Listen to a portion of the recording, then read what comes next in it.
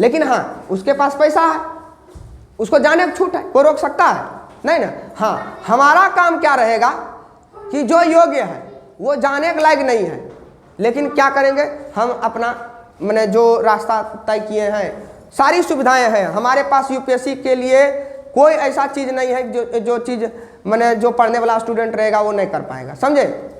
अपना मजबूरी है कि बहुत सारा उलझन, जैसे ये कोचिंग में फंस गए, समझे, इसमें हम कभी फंसना नहीं चाहते थे, समझे, तो ये मजबूरी है, समझे। लेकिन जो बच्चा पढ़ रहा है अभी, उसके लिए मेरे पास सारा सुविधाएं हैं कि जो वो अच्छा रैंक से यूपीएससी पास कर सकता है, समझे। तो इसलिए हम बोल रहे हैं कि और इसलिए हम उसके लिए समर्पित हैं कि जो यहाँ पर रह कर पढ़ सकता है, जो टैलेंटेड है।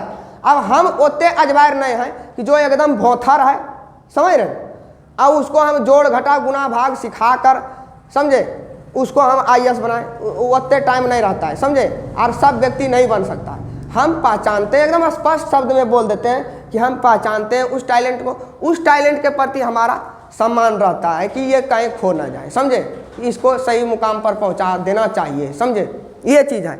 अब इधर उधर उछलने वाला तो उछलेगा, समझे, कोई क्रिकेट खेलने जाएगा तो वह लिए बोल रहे हैं एकदम दिशा निर्धारित रखो, समझे।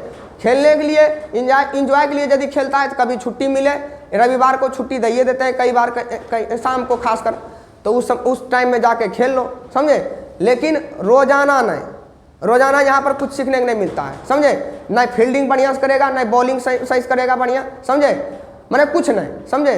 तो कोई इंजॉयमेंट और कोई भी मैंने एक्साइटमेंट नहीं रहता है। तो इसलिए क्रिकेट आपका टाइम को बर्बाद करता है, आपको बेरोजगार बनाएगा, आपको दिशाहीन बनाएगा, समझे। तो इसलिए उस सबसे बचा रहिए, समझे। क्रिकेट खेलने या नहीं खेलने से बहुत सारा बच्चा है यहाँ पर हमसे सीनियर है जो अच्छा नहीं खेलने जानता था लेकिन बढ़िया ऑफिसर है, समझे, बहुत सारा है, समझे, बढ़िया नौकरी कर रहा है।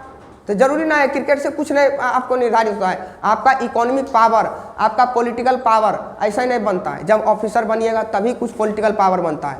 ऐसे शुरुआत में क्या है, शुरुआत में बनिए आप पहले अपना जो बेरोजगारी और अपना जो आर्थिक तंगी जो होता है उससे ऊपर होइए, समझे। आप उसके ऊपर करवाएगा और उसका एक सीमित टाइम होता है, समझे।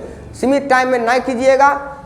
लड़कियों के लिए भी बहुत बार बोले हैं कि आपका एक साल जो है जो पढ़ने का टाइम मिला है, जरूरी नहीं अगला साल उतने टाइम मिलेगा, समझे। और आपसे भी बहुत सीनियर लड़कियां हैं, उसको भी यही चीज़ बोलते हैं कि हो सकता है इस साल पढ़ रही है, अगला साल निपट जाएगी, मतलब शादी हो जाएगा, समझ रहे। उसके बाद जो अलग चीज़ शुरू होता है, समझे, अलग टेंशन शुरू होता है। सबके साथ नहीं होता है। हो सकता है कि आप कोई न कोई उसमें बढ़िया रहेगा, उससे बढ़िया बेटर फील करिएगा, समझे। लेकिन अधिकतर का क्या होता है कि लाइफ झंड ही होता है और लाइफ क्या होता है, बिजी हो जाता है। इसलिए जो टाइम मिला है उस टाइम में, और लड़का भी यही चीज़ बोल रहे हैं, समझे, कि लड़का भी यही बोलते हैं कि ये देखिए बेरोजगारी का पूरा दौर चल रहा है, समझे। टाइम पर सही से सब चीज़ कर लीजिए, नहीं तो फिर कूदते फानते रह जाइएगा और फिर कुछ नहीं मिलेगा। अभी तुरंत बताए ना कि 11 और 12 में बहुत फानता है बच्चा।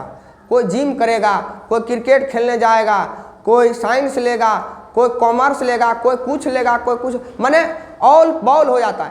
ये नहीं समझता है कि हमारे में सब्जेक्ट में ही कमी है। हम सही से 10वां मैथवा नहीं बनाने जानते हैं, 9वां मैथवा नहीं जानते हैं, 8वां वाला कई सारा कंसेप्ट नहीं जानते, उसको रिवीजन नहीं करेगा, वो करेगा फानेगा, समझे। कैसे हमारा लोग तेज माने। एक तो ये भी ट्रेंड होता है कि लोगों को तेज मनवाने के लिए साइंस लेता है, समझे।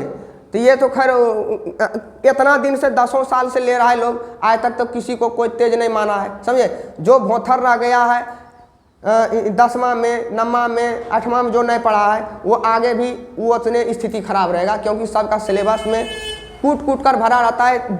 दिन बाय दिन का हिसाब किताब वहाँ पर दिया रहता है कि आपको उतना पढ़ना पड़ेगा, समझ रहे हैं। हाँ, थोड़ा सा रिलैक्सेशन मिलता है आर्ट्स में कि आप बैक सब्जेक्ट पढ़ सकते हैं, जैसे अंग्रेजी मजबूत कर सकते हैं, जनरल मैथ मजबूत कर सकते हैं, रीजनिंग मजबूत कर सकते हैं, समझे, वर्ड मीनिंग पावर बढ़ा सकते हैं, एक्स्ट्रा चीज़ पढ़ सकते हैं, समझे।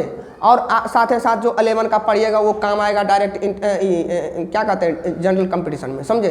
तो इसीलिए हम कहते हैं कि कई बार कि जो सुविधा विहीन है, या तो जिसका बहुत सारा चीज़ कमज़ोर है पीछे, तो वो लीजिए एकदम निधड़क कतो नंबर आ जाए। नंबर हम कई बार कहे हैं कि 10वां में जो नंबर होता है ना 400, 430, 450, इतना नंबर आसान से ला देता है। आधा सिलेबस में नहीं हो पढ़ ले रहेगा ना, इतना अथवा वाला क्वेश्चन रहता है, आधा आधी रहता है अथवा वाला क्वेश्चन, कि कोई भी उतना तक पहुंच जाता है साधारण व्यक्ति, समझे।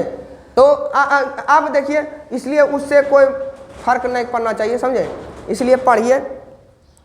और अब बंद कर दीजिए ना।